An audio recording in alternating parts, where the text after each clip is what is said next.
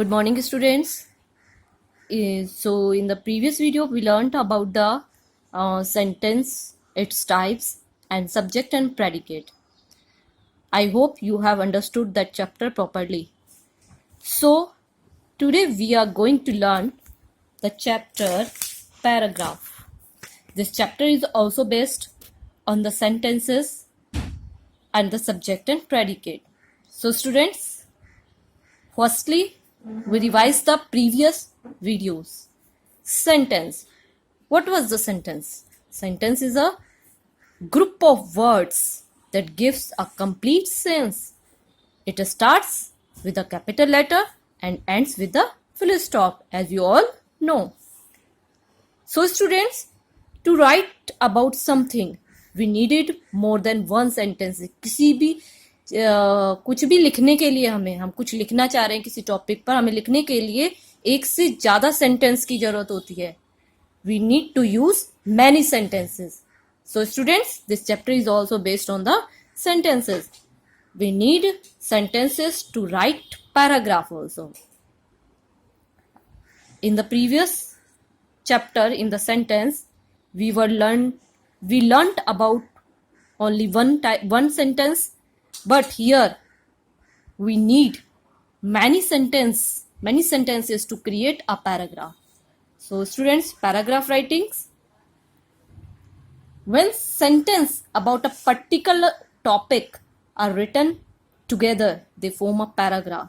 जब किसी टॉपिक के बारे में सेंटेंस, बहुत सारे सेंटेंसेस लिखे जाते हैं, बहुत सारे सेंटेंस को एक साथ हम लिखते हैं, उससे एक पैराग्राफ बनता है. So students, what we do in the paragraph, what we should do in the paragraph, हमें पैराग्राफ लिखने में क्या करना चाहिए?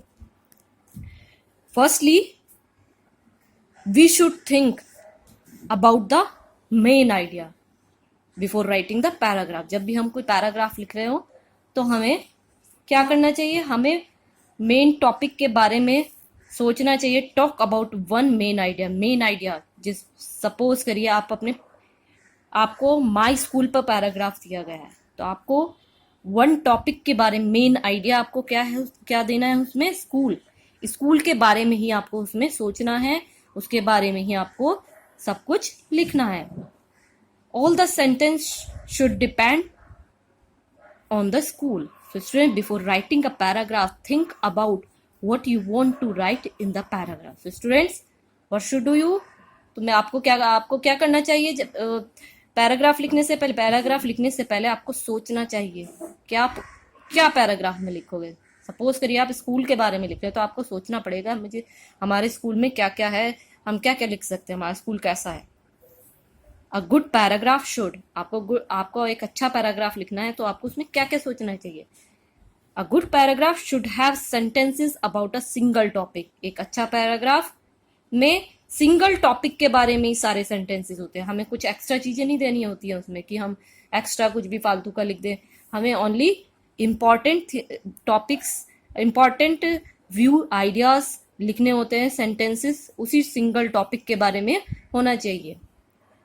Have sentences in correct order. जो भी सेंटेंस आप लिख रहे हैं पैराग्राफ में, सपोज करिए आप स्कूल के बारे में लिख रहे हैं, तो सारे सेंटेंस सीक्वेंस में होने चाहिए.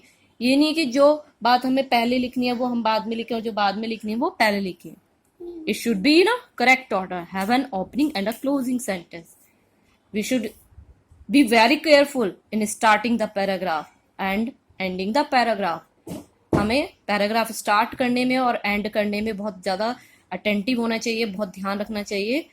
Because in starting it catches the attention of the reader. Attention catch करता है रीडर की. B easily readable and understood by the reader. Paragraph ऐसा होना चाहिए कि जो भी कोई आपके पैराग्राफ को रीड कर रहा हो वो उसको आसानी से पढ़ सके, उसकी समझ में आ सके. और हमें इजी लैंग्वेज का इसमें यूज करना चाहिए. So students, this was about the paragraph. Now you will write a paragraph in your notebook that I am giving. Okay students, thank you.